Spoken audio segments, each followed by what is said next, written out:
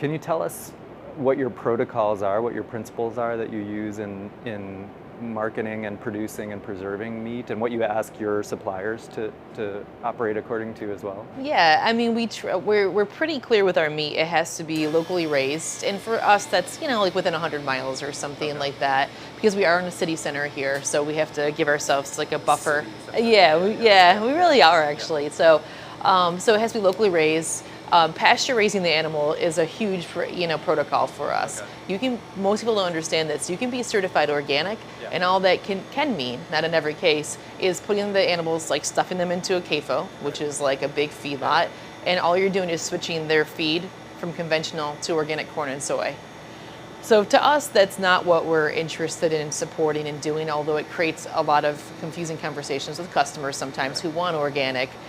So we really focus on pasture-based systems, better for the animal's diet, better for the humans. That's a whole other discussion. Pasture all the way, and it's not grain finished at all? No, well, it depends on the animal. There's a couple components there. As we do live in upstate New York, so we can only get pasture 8 to 9 months out of the year. So then you should be feeding your animals like locally raised, like no spray hay and things like that. Depends on the animal. Cows, ruminants, they should just be having grass, absolutely, and the animals we work with do. Pigs are omnivores, and chickens. Like, you can't not give them grain because they'll get very sick. They need a fairly high protein load. So we feed our animals and ask the other providers who sell to us that they have, as much as possible, locally grown grains, and that they're GMO-free grains. And that's huge for us, and soy too. So everything has to be GMO-free. What about the pesticide and the fertilizer?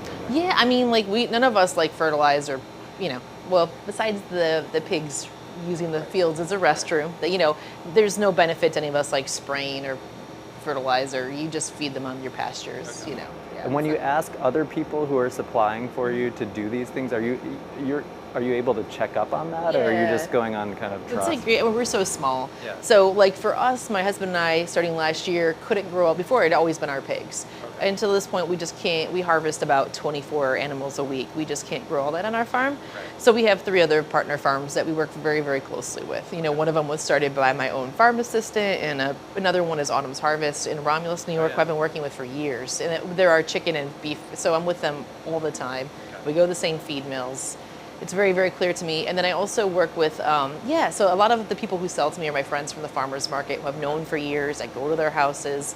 And there's another big group called Finger Lakes Family Farms that I source from. And he has a really strict protocol about where he sources from. So I don't go to his farms, but we're like, I have to trust somebody at some point. Yeah. And as far as like the grocery items, the same thing, like milk, I really, they have to be pasture raised animals. The dairy has to be that way. The vegetables don't have to be certified organic, but they should be low or no spray, things like that. So, yeah.